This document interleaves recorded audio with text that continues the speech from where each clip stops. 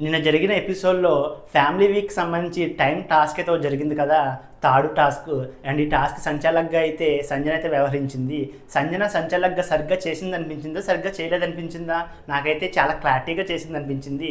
Task start అవ్వకముందే తన rules అన్నీ చెప్పింది. అండ్ బిగ్ బాస్ కూడా చాలా క్లారిటీగా చెప్పాడు. తాడును చుట్టుకుంటూ టాస్క్ అయితే ఆడాలని చెప్పి.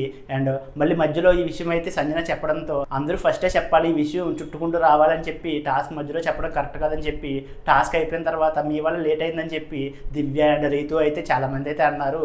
తాడును చుట్టుకుంటూ రావాలని చెప్పి ఆల్రెడీ బిగ్ బాస్ చెప్పాడు కదా, ఆ విషయాన్ని వాళ్ళు సరిగ్గా గమనించకుండా సంచాలకుగా ఉన్న సంజన మీద అరవడం అయితే కరెక్ట్ కాదనిపించింది. అండ్ కళ్యాణ్ అయితే తన టైమర్ని సుమన్ శెట్టితో స్వాగ్ చేస్తానని చెప్పాడు. అండ్ ఈ విషయం కోసం కూడా బిగ్ బాస్కి ఒకసారి చెప్పండి, లేదంటే సంచాలకుగా ఫెయిల్ అవుతాడని నన్ను అంటారని చెప్పి సంజన అయితే క్లారిటీగా చెప్పింది అబ్బా. అండ్ సంజనకి ఆల్రెడీ ఫ్యామిలీ వీక్ లేదు, మళ్ళీ ఇలాంటి మిస్టేక్స్ ఏమైనా చేసిందనుకో, ఒకవేళ పంపించే వాళ్ళు కూడా పంపించాలని తనకి కొంచెం బాధగా అనిపిస్తుంది కదా. ఈ విషయాన్ని ఆలోచించకుండా టాస్క్ అయిపోయిన తర్వాత అండ్ దివ్య అయితే చాలా ఎక్కువగా మాట్లాడింది అనిపించింది. అండ్ సంజన అయితే నాకైతే సంజన అయితే సంచాలకుగా చాలా క్లారిటీగా చేసింది అనిపించింది.